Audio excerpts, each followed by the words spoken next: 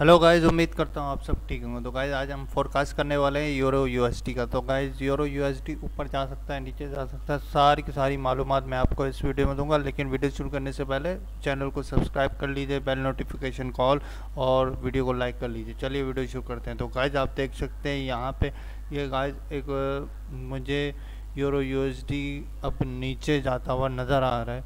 अब ये नीचे ही जाएगा, मुझे ऐसा लग रहा है। तो गाइस आप इसको जो है वो नीचे कर सकते हैं। अभी आप इसको सेलिंग शुरू कर सकते हैं।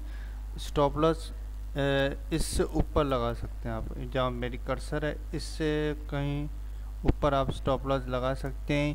और मैं ये आपको बताना चाहता हूँ कि ये 1 मिनट में थोड़ा सा